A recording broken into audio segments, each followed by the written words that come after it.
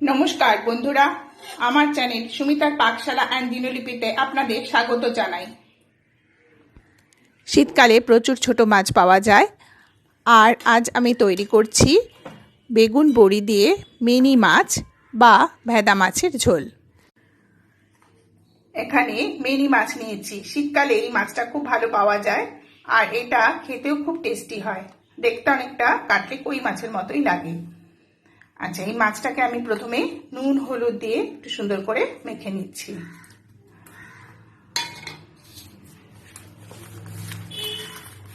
এই মাছটা মেখে রেখে দেবো আপনার 10 থেকে 15 মিনিটের জন্য একটু মেখে রেখে দিচ্ছি, তাহলে ভালো করে নুনটা ভেতরে ঢুকবে।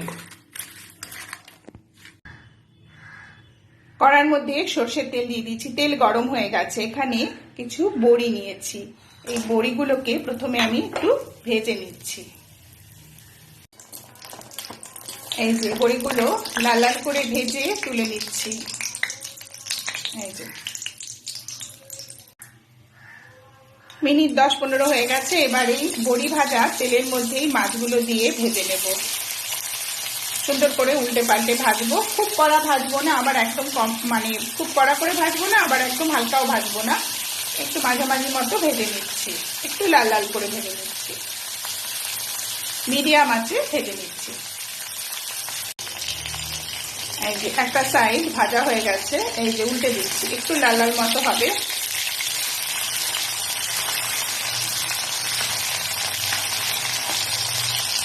এই যে আরেকটা সাইড ভেজে নিয়ে তুলে নিচ্ছি।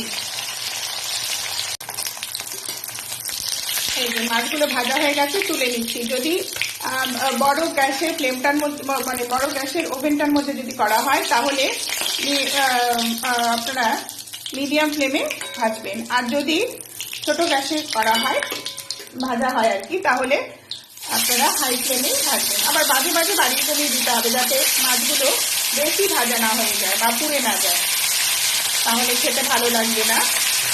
বাদ বাকি মাছগুলো সুন্দর করে ভেজে নিচ্ছি।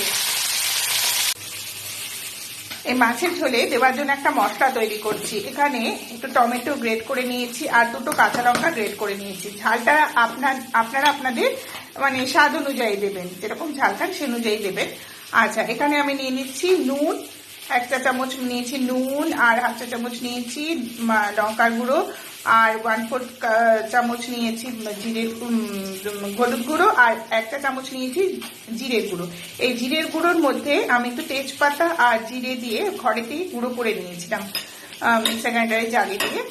এই মশলাটা করে নিলে সমস্ত আপনার তরকারি বা নিরামিষ তরকারি, আমিষ তরকারি সবকিছুর মধ্যে দিতে পারবেন, আর তরকারির টেস্টও খুব ভালো আসে।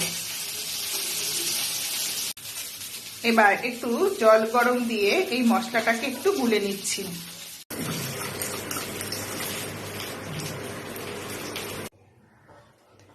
মাছ ভাজা তেলের মধ্যে আরো সামান্য একটু তেল দিয়ে দিয়েছি, আর একটা কাঁচা লঙ্কা একটু ফাটিয়ে দিয়ে দিলাম, আর ফোড়ন হিসাবে দিয়ে দিলাম এর মধ্যে কালো জিরে।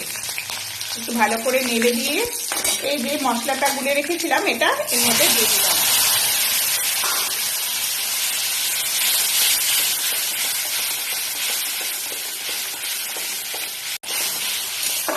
ভালো করে কষিয়ে নিচ্ছি। আর আমাদের জিরে তেজপাতা যে মশলাটা করে রেখেছিলাম, এটা আপনারা যে কোনো আমিষ তরকারি বা নিরামিষ তরকারি সবকিছুর মধ্যে, এমনকি পাঁঠার মাংসের মধ্যেও আপনারা দিতে পারবেন। খুব ভালো হয় টেস্টটা, মানে গন্ধটা যদি ভালো আসে, আর খেতে রান্নার স্বাদও খুব ভালো হয়। খুব ভালো করে মশলাটা এবার আমি কষিয়ে নিচ্ছি।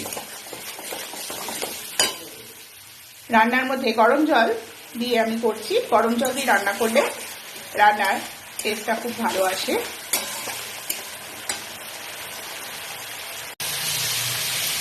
মশলাটা খুব সুন্দর করে কষানো হয়ে গেছে। এবার ওপর থেকে আমি জল দিয়ে দিলাম। এটা গরম জলই দিলাম, গরম জল দিলে টেস্টটা অনেক ভালো আসে।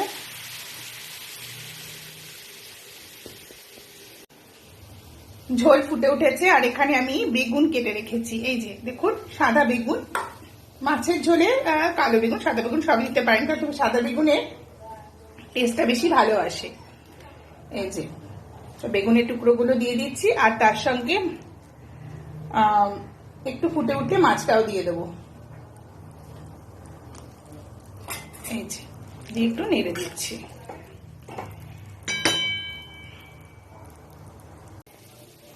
এই যে এবার বেগুন দিয়ে দিয়েছি, তারপর জলটাও ফুটে উঠেছে। এবার ভেজে রাখা মাছগুলো দিয়ে দিচ্ছি, দিয়ে একটু নেড়ে নিচ্ছি।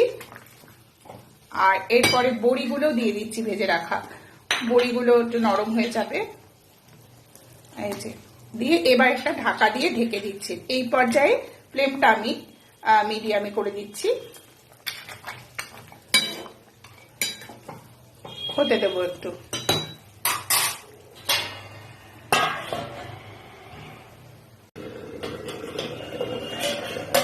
12 মিনিট পর এই যে ঢাকনাটা খুললাম, আমার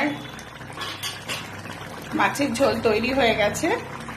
এই যে বড়ি বেগুন দিয়ে মিনি মাছের ঝোল।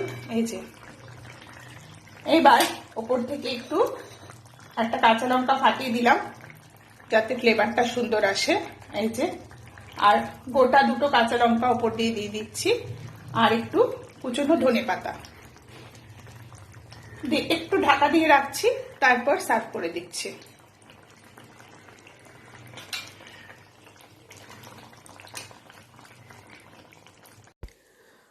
আমার রেসিপিটা যদি ভালো লাগে তাহলে আপনারা লাইক দেবেন, শেয়ার করবেন, কমেন্ট করবেন, আর আমার চ্যানেলটিকে সাবস্ক্রাইব করে দেবেন, আর পাশে থাকা বেল আইকনটা প্রেস করে দেবেন।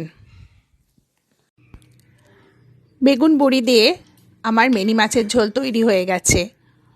এই শীতে গরম গরম ভাতের সাথে গরম গরম বেগুন বড়ি দিয়ে মিনি মাছের ঝোল খেয়ে দেখবেন, অসাধারণ লাগবে।